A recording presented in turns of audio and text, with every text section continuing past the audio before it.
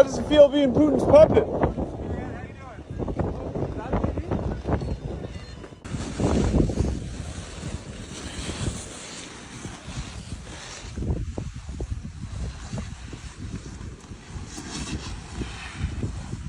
Vice President JD Vance probably expected a peaceful ski weekend in Vermont, but instead, he got a blizzard of protests. From storefronts refusing him service to some of the most brutal protest signs we've seen in a while, Vance's trip to Sugarbush Resort didn't exactly go as planned. So, what happened? Why were Vermonters so outraged? And what does this say about the state of American politics right now? Let's break it down. It all started when JD Vance, the second highest-ranking official in the U.S., decided to take a ski trip to Vermont's Sugarbush Resort. But instead of fresh powder, he was greeted by hundreds of angry protesters.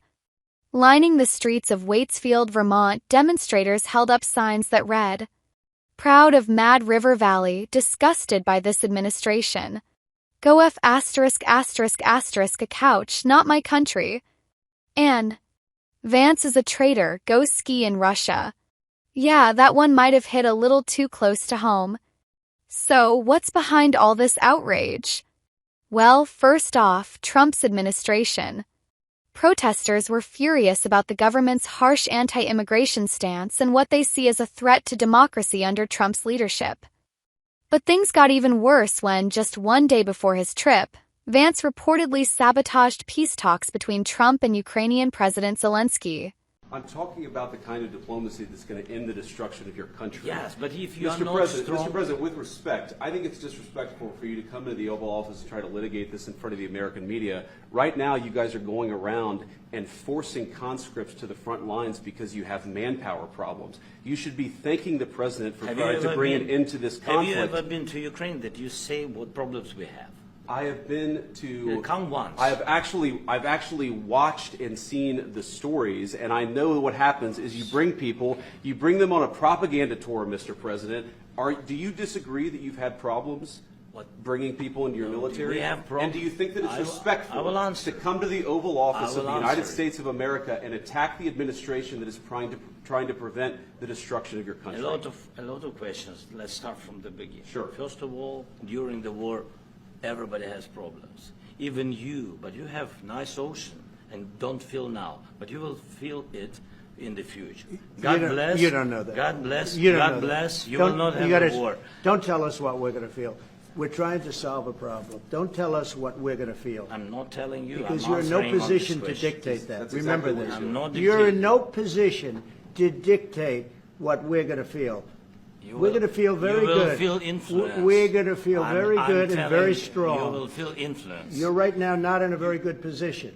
You've allowed yourself to be in a very bad position, and he happens to be right about it. From the very beginning of the war. You're not in a good position. You don't have the cards right now.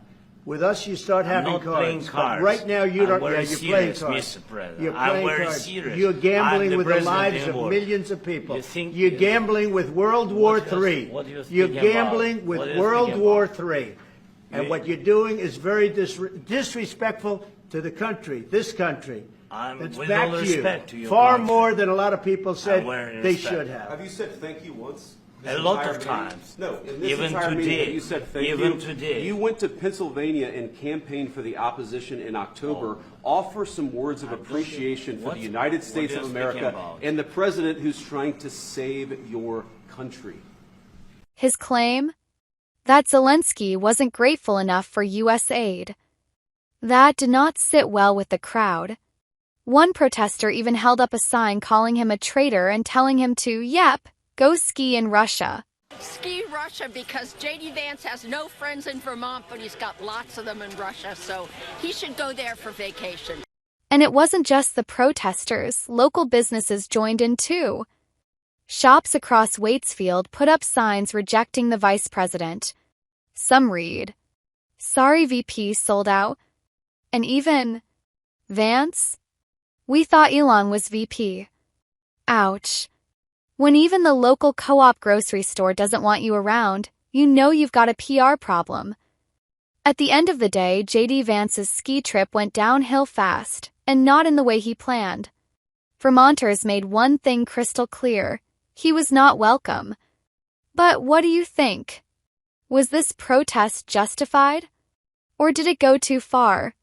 Drop a comment below, hit that like button, and subscribe for more deep dives into the latest political chaos. See you in the next one.